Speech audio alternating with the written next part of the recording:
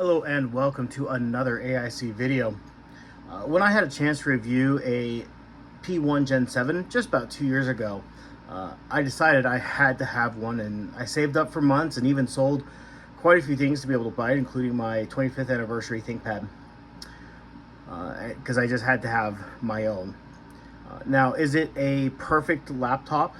No, but it's pretty darn close, at least for me. So when the Gen 8 came out, I was really looking forward to seeing if some of the less than perfect features of my P1 would be addressed. And some of the issues that I've seen people complain about online. Now, the first thing that I saw people complain about online, which is not an issue that I've experienced, is the trackpad, that people are having issues with the trackpad. I've had this for a month now. I've used it pretty extensively. I haven't had any issues with the trackpad outside of one very specific situation. I remote into a lot of systems for work. I remote into my work laptop a lot. And so the drivers for the trackpad are great on the laptop, but when I remote into another system, it doesn't I don't know if it doesn't use the same drivers or the drivers don't translate things correctly, but I get a lot more misclicks and mouse movements when my hands are over the keypad. So like right now, you can see the mouse isn't moving, it's not recognizing anything. There we go. But if I were to remote into a system, then that would translate through. The palm rejection doesn't quite work. So that's still the same on this laptop. It's normally, like I said, not an issue at all, and a pretty unique situation for myself, for sure. Let's go ahead and get some benchmarks running just so we have that in the background. So one thing is, this is a glass trackpad. It's very smooth. I put a skin on mine. I prefer a little extra texture, but I've had a skin on my main laptop I've been using for quite some time. My P1 I've had almost 18 months. Before that, I had a P14 Gen 2. I had a skin on that one, so I'm just used to having that little bit of extra texture on there. So this feels different to me, but again, that's just because of who I am. The keyboard feels exactly the same. It's a great keyboard. I have no complaints about it at all. Feels good.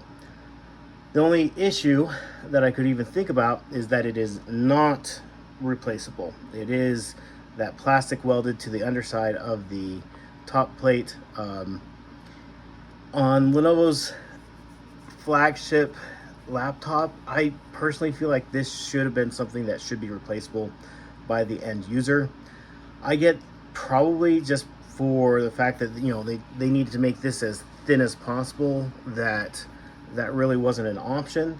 But I think a lot of users would accept that extra 1 millimeter of thickness to be able to have a more replaceable, more easily replaceable keyboard, even if it's something that you had to remove from inside, but wasn't plastic welded in place. It was held in with some screws or something. That might be something that I think more people will be more willing to accept. Now, one thing that I saw a lot of people complain about in addition to the trackpad was fan noise.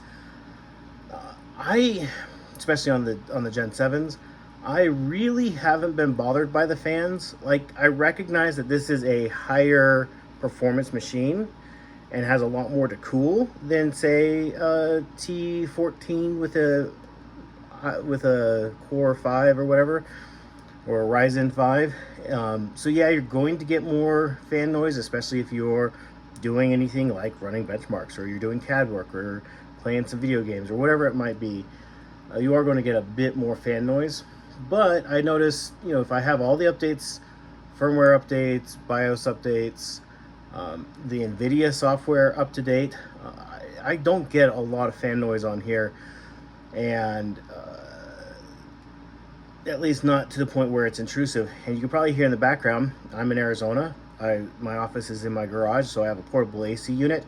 That thing is so much louder than the fans on this laptop. Even if I were to hold the laptop up directly to the camera, you would not be able to hear the fans going, even though I'm running some synthetic benchmarks that really push the CPU and GPU. Now, one thing that I feel like the Gen 8 does better than my Gen 7 is I feel like the fans spin down faster. So say like I've been playing a video game on my Gen 7, it takes a few seconds after I close out of everything for the fans to quiet down to a reasonable level. The Gen 8, I feel like it does that ramp down much faster. And I don't know if that's a fan curve that can be adjusted, or it just is able to cool things more quickly after you're no longer pushing it. But I also have an Ultra 9, and this is an Ultra 7, and it's a newer, the second gen of the Ultra, so it might be using a little bit less power, or I know it is using less power than my Ultra 9. So not quite an apples to apples comparison there for me. One thing that confuses me on this is I know this is a push from the EU to have USB-C charging for everything. So you lost the slim tip charger that's back here, which was an excellent place for it because it's out of the way. And they gave you the replaceable USB-C charger on this side. Now, if you're doing something like CAD work or something like that, where you're using an external mouse, at least for me, I'm right-handed, so my mouse hand's going to be right here next to the keyboard, right where the cord's going to be. And so I find this to be a very frustrating location, that this is the port that they set up to be the easily replaceable port. I'm going to be using the ports over here, if this was my laptop, the ports on the left-hand side to be charging. So why didn't they make one of these, or one on either side, easily replaceable? Also, they didn't give you an extra port. So with having the slim tip charger port, that is not consuming one of your ports for just charging, and you have exactly the same number of ports. So we have the two USB-Cs, HDMI, and on this side we have USB-A and the USB-C, which is exactly the same number of ports on the Gen 7, but because we have to use one of the USB-C ports for charging, we lose a USB-C port. And that to me is just, again, it's just frustrating. It doesn't make sense for me, at least, to lose out on that port. Some other thoughts I have on this laptop. Let me get a little bit closer. The OLED screen is absolutely gorgeous in video games and in watching movies and things like that. But in normal productivity things for me, the color just seemed off to my eye. Now, I did go through and use the tool that they provide to change the color settings, and I couldn't find one that really worked for me. And it might be just something I would have to get used to. I do have an astigmatism and some other issues with my eyes, so it might just be a me thing, but I haven't really had a problem with other screens in the past. So, and I think it's just, I've never really been a fan of OLEDs. I've tried, I really have. So, again, it's probably just a me thing. One thing that surprised me about this laptop is the speakers. The speakers on my Gen 7 have a lot more bass and more volume.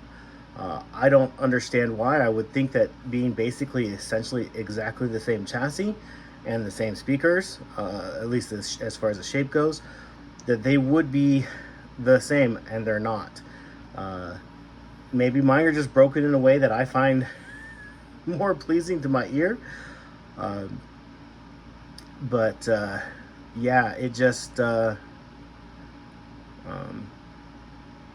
it's just, I like my P1 Gen 7 speakers better. I don't get it. I don't have an answer for why that is. Why there is an audible difference, and I don't know why that is. Now, one thing that when I bought my Gen 7, people were saying that they were going to wait for this generation, specifically for the Intel Core Ultra 2nd gen, I guess. And because they would be more powerful and less power hungry. And I do notice a slight difference in power performance, I should say, but it's really not that much different. Like you can tell it's a generational increase, which you would expect with a newer generation of CPU, but it's not like a whole new world of performance. I did some benchmarking in my first video of this, but compared to the P1 Gen 7, they're, a 10 to 12% difference between the two. Nothing huge. Not enough for me to go out and suggest you buy this over if you already have a Gen 6 or a Gen 7. Like if you have a Gen 2, 3, 4 and you have the budget for it, it might be worth the upgrade for sure. But if you have a 6 or 7, I don't think it's worth upgrading yet. As far as battery life goes, obviously that's very dependent on what you're doing with your system at any given time. But 4 to 5 hours without bothering to change your screen brightness or turn on battery saving is pretty reasonable. Dropping your brightness, putting a battery saver, I got around 7 hours in my testing without changing too much. But my workload is pretty light because, like I said, I remote into other systems, so it's a little more than a terminal at that point. So it's not really using a lot of the performance it has. But completely acceptable on the battery life. So anyways, that is my thoughts on the P1 Gen 8, especially compared to my P1 Gen 7. I really like it. I do think it is worthy of that kind of flagship position in their lineup, but it's not worth upgrading for me at this time. If you have an older system, or if you have a MacBook Pro and looking to move into a ThinkPad, it's definitely something I would consider. I would put it high on your list. And I'd even go, even though I'm not the biggest fan of the OLED, I probably would still go with the OLED, just for the fact that it is the higher refresh rate screen, the higher resolution screen. It is a gorgeous screen, and the higher color accuracy and things like that. So if you're buying one of these, you're probably doing real work on it. Unlike me, I'm a lazy bum that likes to play video games and edit my videos. So if you're looking at one of these, definitely consider it and get it with the OLED. And I would get it with the Ultra 7 versus the Ultra 9. I just don't think there's enough performance uplift between the two. Anyways, if you have any thoughts, comments, or questions, leave those down below. I will do my best to answer. Thank you for watching, and hope you have an amazing day.